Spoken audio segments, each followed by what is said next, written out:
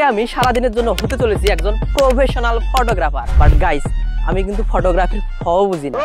বিষয়টা কেমন হাস্যকর না? তারপর আজকে আমার সঙ্গে রয়েছে 5 জন ক্লায়েন্ট এবং একজন রয়েছে স্পেশাল ক্লায়েন্ট। তো আপনারা যে আজকে আমার হচ্ছে ক্লায়েন্ট, তো এই বিষয়ে আপনার অনুভূতি কি? ছবি ওঠা হচ্ছে এটা একটা মনের খোরাক। ছবি ভালো হলে আর কি ভালো লাগে। এই জন্য আজকে আমাদের এই যে অর্থাৎ ফটোগ্রাফারকে আমরা অনেক টাকা দিয়ে নিয়ে আসছি এখানে। তো গাইস, এখন আমরা আমাদের ক্যামেরা রেডি করতেছি, আমাদের ফটোশুট শুরু করে দেবো। কাছে জাস্ট একটা মাত্র প্রাইম লেন্স আছে, এটা দিয়ে আজকের ফটোশুট হবে। আমাদের যে আজকের স্পেশাল ক্লায়েন্ট, ওনাকে দিয়ে আমাদের ফটোশুট শুরু করবো।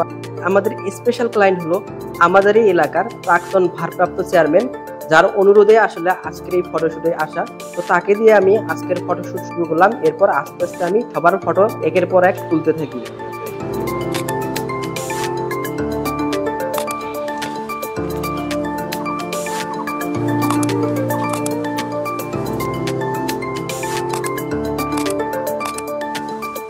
আছে কিন্তু পার পিস কয় টাকা? 10 টাকা।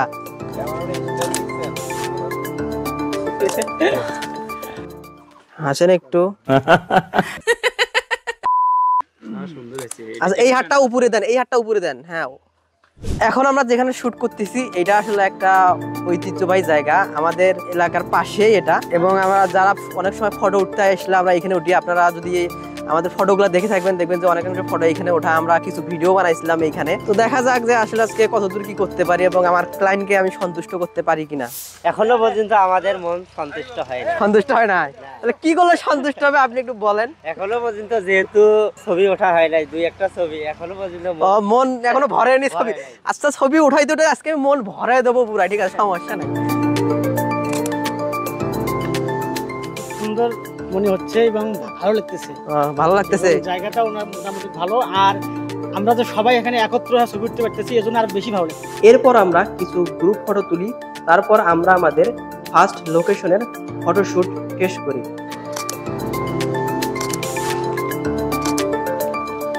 তো গাইস, আমাদের হচ্ছে ফার্স্ট লোকেশনের শুট শেষ। এখন আমরা হচ্ছে আমাদের যে দ্বিতীয় লোকেশন আছে, আমরা দ্বিতীয় লোকেশনে চলে যাব। অলরেডি আমাদের যারা ক্লায়েন্ট ছিল অলরেডি তারা চলে গেছে। এখন আমরা প্রিপারেশন নিচ্ছি আমাদের সেকেন্ড লোকেশনে যাওয়ার জন্য। তো অবশ্যই আমাদের সাথে থাকবেন, পুরো ভিডিও দেখবেন। আশা করি ভিডিওটা আপনাদের অনেক ভালো লাগবে। এই যে ব্রাদার্স আমার আজকে সঙ্গী, অনেকদিন পর ভিডিওটা করতে আসাতে অনেক ভালো লাগতেছে। কিন্তু আমার ব্রাদার হচ্ছে ভিডিও বানাতে চায় না, সো এই জন্য আর কি ক্যামেরায় আসা হয় না। অডিয়েন্সদেরকেও মিস করতেছি। অডিয়েন্সদের উদ্দেশ্যে একটাই কথা বলতে চাই যে অনেকদিন পর যেহেতু ভিডিওটা আপলোড হবে, সো আপনারা আমাদের সাথেই থাকবেন। তো আমাদের অনেক ব্যস্ততার কারণে আসলে সেইভাবে ভিডিও করা হয় না। তো এখন চেষ্টা করো মোটামুটি যদি ভিডিও ব্লগ হলেও আমি আপলোড করার চেষ্টা করবো প্রতি সপ্তাহে 1-2। তো আপনারা যারা আছেন অবশ্যই সাপোর্ট করবেন। এই যে আমার বন্ধু ইব্রাহিম আসলে অনেক ইচ্ছা সবসময় ভিডিও করার, আমাকে সবসময় বলে, কিন্তু আসলে আমার সেইভাবে সময় হয়ে ওঠে না। তো ইব্রাহিম আসলে যদি সাপোর্ট করে, আমার যে বন্ধু বান্ধব আছে, তো সাপোর্ট করলে অবশ্যই ভিডিও আসবে। কি অবশ্যই আমরা যদি থাকি তাহলে ভিডিও মনে করেন প্রত্যেক সপ্তাহে 14টা-15টা করে ভিডিও। না, এটা অতিরিক্ত বলা, এটা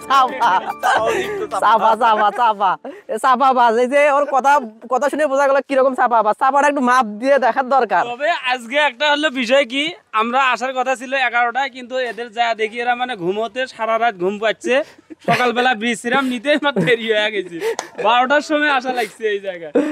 যাই হোক, আমাদের সেকেন্ড লোকেশন যেহেতু আসছি, তো সবাই আসলে প্রিপারেশন নিচ্ছে যে যার মতো। আমরা এখন ফটোশুট শুরু করব কিছুক্ষণের মধ্যে। তো আপনারা ভিডিওটা কন্টিনিউ করেন। মিডলে, একদম মিডলে মেবি নরমালি দেন, সুন্দর হবে। এরপর শুরু হয় আমাদের দ্বিতীয় লোকেশনের ফটোশুট। আমি আমার প্রত্যেকটা ক্লায়েন্টের চাহিদা মতো একের পর এক ফটো তুলতেই থাকি। গাইস, বর্তমানে আমরা যে লোকেশনটায় আছি, এই লোকেশন নিয়ে আপনাদেরকে একটা গল্প বলি। এই লোকেশনটার নাম হচ্ছে মুকুল মিয়ার পার্ক। এটা হচ্ছে আমাদের এলাকারই পাশে। তো আমরা যখন ক্লাস 8, 9, 10-এ পড়তাম, মাঝে মধ্যে এইখানে আর কি ঘুরতে আসতাম। তো এইখানে আমরা ঘুরতে এসে ফটো তো তুলতাম, কিন্তু আমাদের এইখানে ভিডিও বানাইতাম, হচ্ছে নাটক শুট করতাম আমরা। আমাদের ছোট একটা ক্যামেরা ছিল, SLR ক্যামেরা।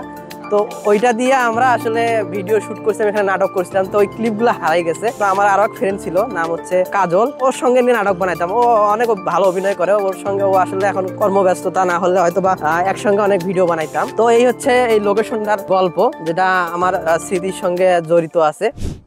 ফটোশুটের শেষ পর্যায়ে এসে আমাদের স্পেশাল ক্লায়েন্টের আর কিছু ফটো তুলে ফটোশুটের সমাপ্তি ঘোষণা করি। লোকেশনের আমাদের ফটোশুট শেষ। এখন আমাদের যারা মডেল ছিল তাদের অভিব্যক্তি আমরা নেব কিছুক্ষণের মধ্যে, কার অভিব্যক্তি কিরকম ফটো তুলতে পারছি এবং তাদের সঙ্গে আন্ডারস্ট্যান্ডিংটা কেমন হলো, এই হাবিজাবি কিছু। সারাদিন খাটাখাটনি করে শুট করার পর আমাদের শুট আজকে এখানে সমাপ্ত হবে। বিশেষ করে যার জন্য আজকে ফটোশুটে এসেছিলাম তিনি হচ্ছে আমাদের এলাকার সাবেক চেয়ারম্যান। তো আজকে ওনার কাছ থেকে আমার আজকে ফটোশুটের রিভিউ নেব। তো আজকে যে আপনার ফটোশুট করলাম, আপনি কি বুঝলেন যে আমি কি ফটোশুট আর হিসেবে আমি কি যোগ্য আছি কি না? এ যাবত যতগুলো ছবি উঠলাম বা ওঠা হলো, তো সেখান থেকেই মোটামুটি এ যাবত যেগুলো ছবি দেখছি মোটামুটি ফটোশুটার হিসেবে মোটামুটি পারফেক্ট।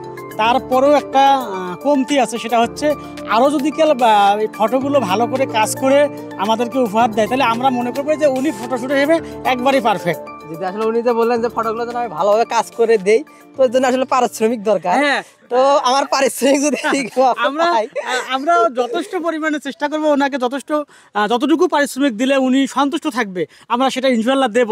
আসসালামু আলাইকুম। পরবর্তীতে আমরা যে অর্থাৎ পিকনিকে যাব কক্সবাজারে, আমরা এই ফটোগ্রাফারকেই সিলেক্ট করব ইনশাল্লাহ। দেখি আমাদের ছবিগুলো যদি ভালো হয় তাহলে আমরা এই ফটোগ্রাফারকেই নেব। তো ধন্যবাদ সবাইকে, ভিডিওটি সবাই দেখবেন ইনশাল্লাহ। তো গাইস আমাদের ভিডিও এখানে সমাপ্ত। সবাই ভালো থাকবেন, সুস্থ থাকবেন। আসসালামু আলাইকুম।